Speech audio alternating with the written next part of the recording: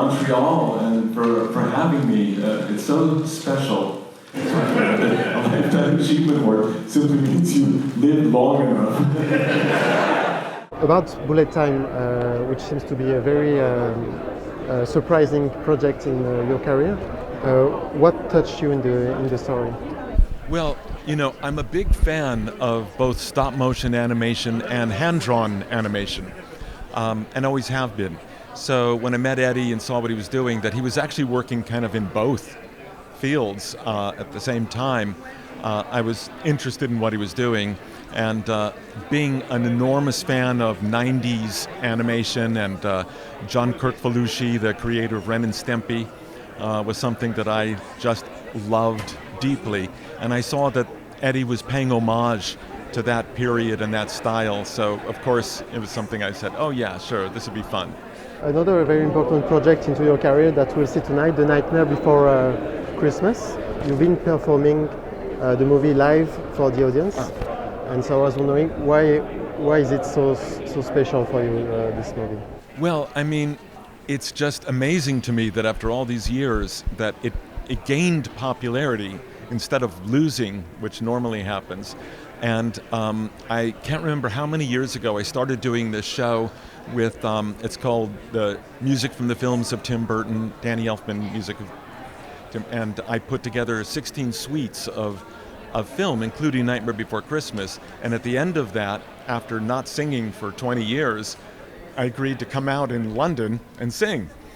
And it was terrifying, but when I saw that I survived performing the songs from Nightmare at Albert Hall, I said, this is actually kind of fun, because I never thought I'd ever do these live.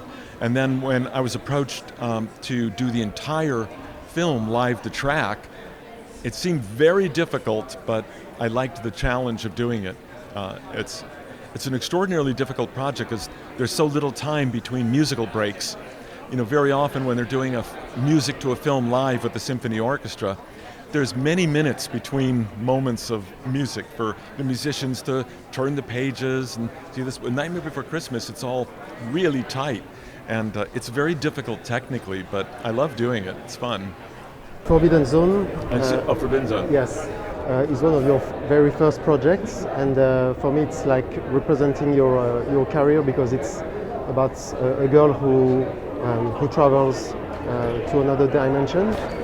So, what do you recall from that experience? Well, I mean, in the old days, before my film composing and before Oingo Boingo, I was with the Mystic Knights, this musical theatrical troupe that my brother founded. So he left the troupe to go off and make Forbidden Zone, and then I continued for 3 or 4 more years with that group. But then when he finished it, he says, Danny, come on, use the Mystic Knights and do the music. And so I did, and it was just fun. I wasn't scoring in a traditional sense. I was looking at scenes and writing a song or writing a piece of music that kind of fit. You know, even though it was miles away from what was yet to be in store for me, that I had no idea was coming, which was like full orchestral film scores, it did get me started to the point where Paul Rubens saw Forbidden Zone, and he was a big fan of the music, and he made a note in his mind, if I ever do a film, I got to hire this guy. So I'm just grateful that he didn't forget 5 years or 6 years later when Pee-wee's Big Adventure was suddenly there.